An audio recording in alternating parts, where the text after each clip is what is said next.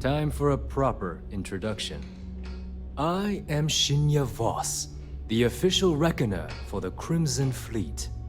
And since Neva so thoughtfully mentioned it, yes, this is a bomb embedded in my chest. And no, I'll never know the meaning of the word humble. In fact, I find Delgado's idea of a security measure to be quite empowering. Glad you approve. Obviously, betrayal isn't taken lightly around here. Since I oversee the bulk of transactions and maintain all accounts for the fleet, I'm a prime target for information. Should our enemies capture me or I grew any semblance of a moral conscience, you might consider me the greatest threat we have. For Delgado, the bomb grants peace of mind and a certain degree of safety.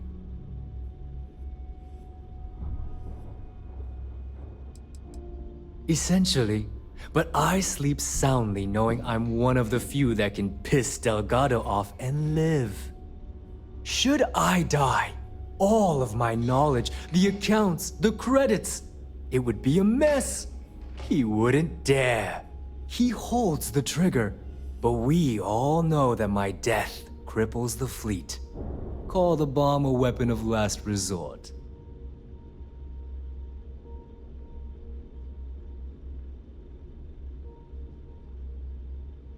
It's why he's the boss.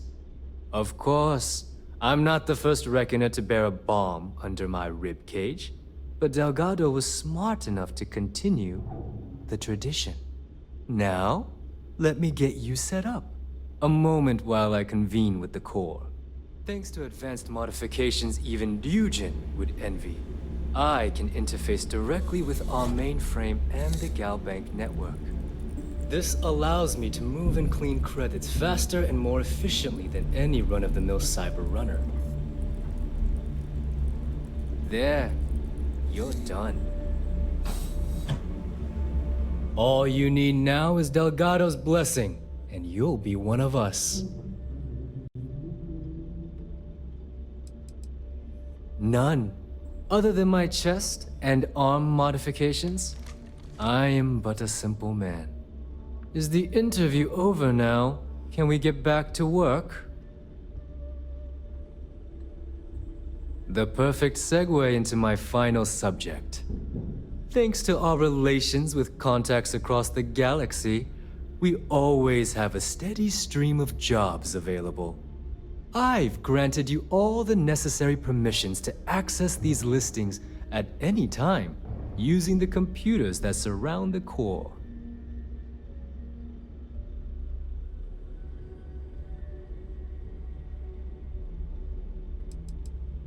Oh, you know, smuggling, piracy, taking things that aren't yours. Nothing that should keep you up at night. Well, depending on your methods. If Neva's chosen wisely, we certainly will. Now, I believe that covers all I have to say, so you can run along to Delgado. Take the elevator to the upper level. You should be able to find your way from there, I hope. Alright, listen up. You can all stop complaining. Atrium to cargo bay doors have been repaired. Oh, and you're welcome, Nev.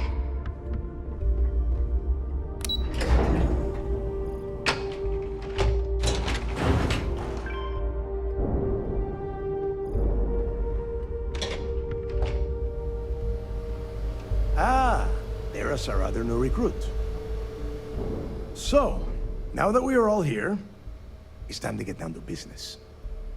The two of you are the only rooks that have made the latest cut. The rest, well, let's just say they won't be joining us ever again.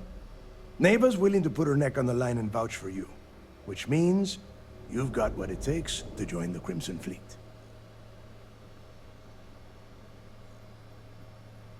You'd better not disappoint, or you'll find yourself answering to me, personally. All right, let's get started here. When you sign up with the Crimson Fleet, you're in it for the long haul. No one quits. No one retires. The only way out is death. You stay loyal or you pay the consequences. Fleet before friends. Fleet before family. Fleet before yourself.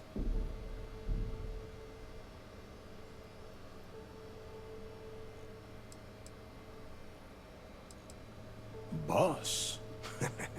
Good. You're getting it already. I like that. Can we get on with this? I want to get drunk at the last Nova. I'm impressed. That is the first intelligent thing you have said this entire time, Mathis. Since you two seem so eager to move forward, let's get to your next job. Pack your cold weather gear, Rooks. Where we are going, you're going to need it.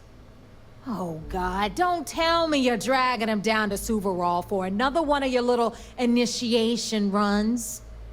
10 Johns to the surface, 12 dead Rooks.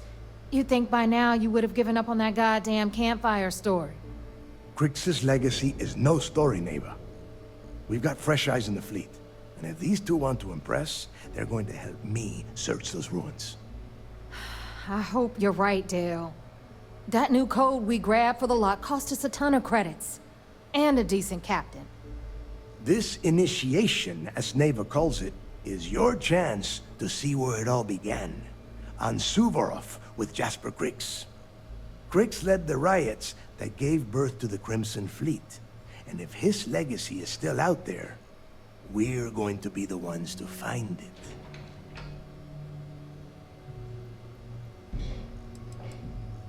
What?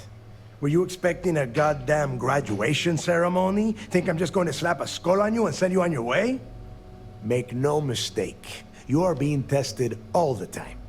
Every job you take will be under constant scrutiny. And neighbor?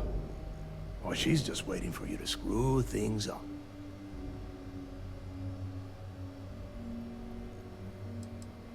Of course.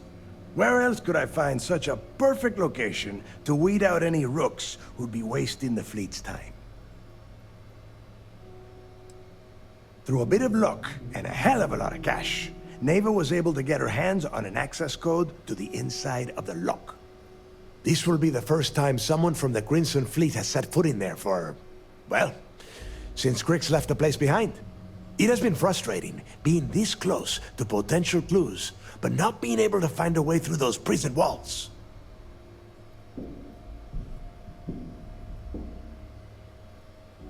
Before Crix left the fleet, he left a message talking about a major score.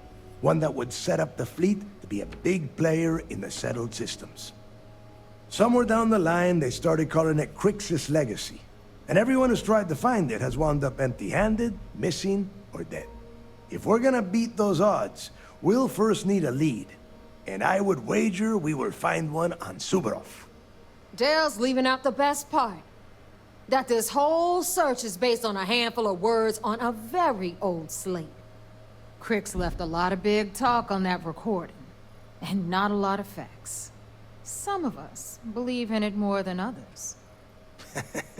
Don't listen to her. When we get our hands on Crix's legacy, the fleet will be operating at a completely different level. We will become more than a match for UC Sysdef.